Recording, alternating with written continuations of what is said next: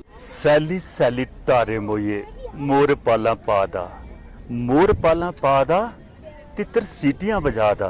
ये चंबे की जुगान की गल है, पर साढ़े जम्मू का जोड़ा खास करिए ये टूरिस्ट प्लेस है नत्था टाप। इत्थे ना कि सानू मोर लभ्या ना कि तितर पालना पादा, पर मेरा एक मित्र जरूर लभ्या। वो मित्र न साढ़े बालकृष्ण माथरोड। बालकृष्ण जी थोड़ा स्वागत है। खास करिए इस क्षेत्र दे विच जे लाओ कितना सुकून मना मिलता है। प्रवीण जी थोड़ा भी बड़ा बड़ा धन्यवाद ते बड़ा बड़ा मोस्ट वेलकम जे तुसीं इत्थे आए हो ते साड़ी खूबसूरत लईए। एक सोहना जिहा डोगरी गीत, तुस बड़े सोहने डोगरी गीत गुनगुनाते हो, मेरे दर्शकों लई एक प्यारा जिहा डोगरी गीत। प्रवीण जी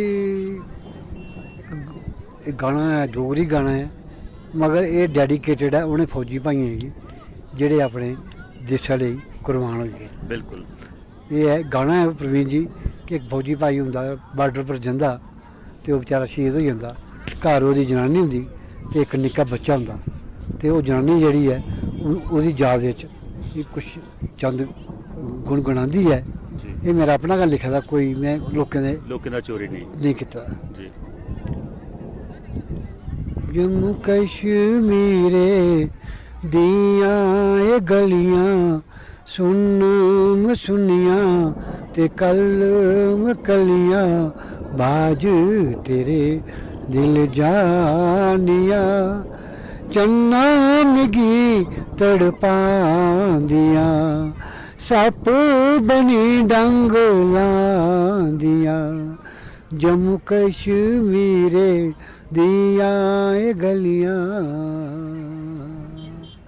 कई आउंदे तां कई न जंदे, कई आउंदे तां कई न जंदे चैन दिलें दा लेई न जंदे उमरें दे रोने देई न जंदे डाडे विछोड़े पेई न जंदे चूड़ियां खुलियां बावां सुनियां पाई पाई बैन बुलांदियां चन्ना मिगी तड़पांदियां के बैर बदला सादे अरबा के बैर बदला सादे अरबा दसो कुतै जे चन्न मेरा लब्बा मेरा सुनेहा उनेंगी गलायो